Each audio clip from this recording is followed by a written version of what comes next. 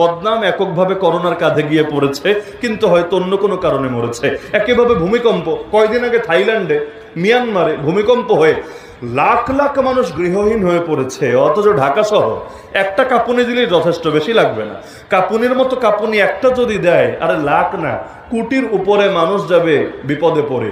এত পরিমাণ ঘনবসতিতে থাকার পর আলহামদুলিল্লাহ তেমন কিছুই কিন্তু আমাদের হয় না, আশপাশের উপর দিয়ে চলে যায়, কেন জানি হয় না।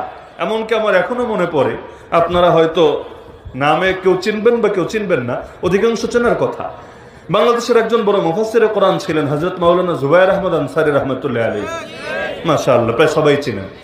তিনি যখন ইন্তেকাল করলেন এই করোনার প্রথম ধাক্কার সময়, করোনা তো যত দিন গিয়েছে মানুষের ভয় কমেছে, প্রথমে ভয়টা কিন্তু একটু বেশি ছিল, এত বেশি ছিল যে সন্তান লাশ হয়ে পড়ে থাকতো মর্গে, অনেক সময় বাপমা পর্যন্ত যায় নাই সন্তানের লাশ ছুটিয়ে আনতে।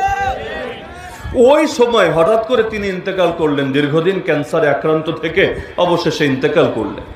তখন সকলে ওই প্রশাসনের পক্ষ থেকে আইন জারি করে দেওয়া হলো। তখন তো মসজিদে জুম্মার নামাজে রেস্ট্রিকশন, জুম্মার নামাজ পড়তে পারবে এই কয়জন মিলে, ওক্তিয়া নামাজ পড়তে পারবে এই কয়জন মিলে, তা আবার ফাঁকা ফাঁকা করে মাঝখানে দাঁড়াতে হবে, কত ফাইজলামি। তো প্রশাসন আইন জারি করে দিল যে তার জানাজায় খুব অল্প লোক মিলে জানাজা শেষ করে তাকে মাটির ভেতরে শুয়ে দিতে হবে। জানাজা